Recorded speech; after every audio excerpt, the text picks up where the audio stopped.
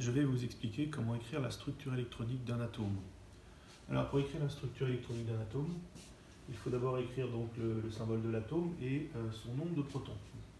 Alors pourquoi on commence par raisonner par rapport au nombre de protons? Tout simplement parce que dans un atome, il y a autant de protons dans le noyau que d'électrons qui orbitent autour du noyau, puisque un atome est électriquement neutre.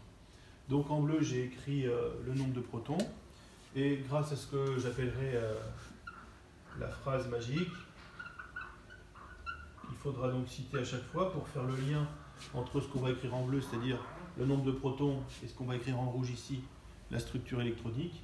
Le lien, c'est cette phrase magique, donc dire que dans un atome, il y a autant de protons que d'électrons, car il est électriquement neutre.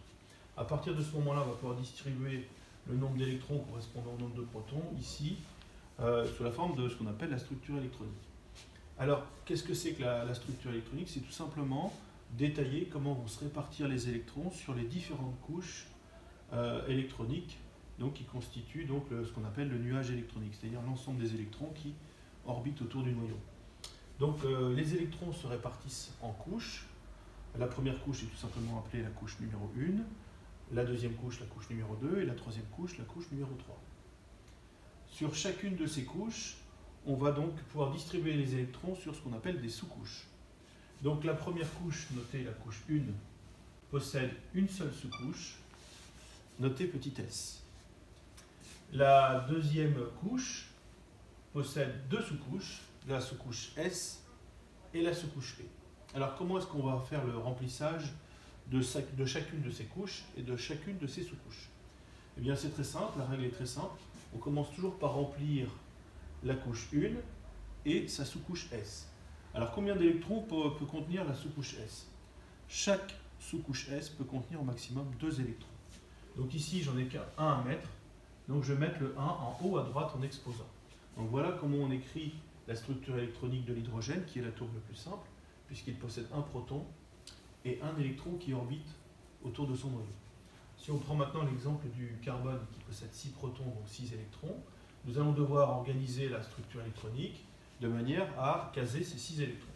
Alors on commence par remplir la couche 1 et sa sous-couche S, en la remplissant à son maximum d'électrons qu'elle peut accueillir, c'est-à-dire 2. Alors il nous reste encore 4. Donc une fois que la couche 1 est remplie, on dit qu'elle est saturée, on passe à la couche 2. Et la couche 2 va être constituée d'une sous-couche S qui pourra elle aussi accueillir 2 électrons. Donc comme il nous en reste 4 à mettre, on va les mettre ici. Et on va pouvoir remplir la sous-couche 2P avec les 2 électrons restants. Sachant que la sous-couche P peut accueillir jusqu'à 6 électrons. Donc là, on voit bien que cette sous-couche-là, P, n'est pas remplie, qu'elle n'est pas saturée, alors que les 2 autres le sont. Alors maintenant, on va faire le dernier exemple avec l'atome d'oxygène, qui possède 8 électrons, car il possède 8 protons dans son noyau. On remplit la couche 1 en saturant sa sous-couche S avec 2 électrons.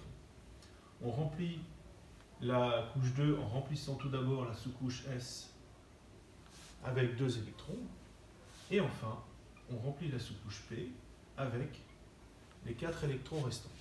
Donc on compte bien à chaque fois, on a bien 2, 4, 8 électrons pour 8 protons, 2, 4, 6 électrons pour 6 protons, et 1 électron pour 1 proton. Voilà, donc à chaque fois que vous aurez un nombre d'électrons à écrire sous la forme d'une structure électronique, vous commencerez toujours par la couche 1 et sa sous-couche S, la couche 2 avec sa sous-couche S, puis la couche 2 avec sa sous-couche P, et ainsi de suite, au fur et à mesure que vous aurez à remplir donc les sous-couches.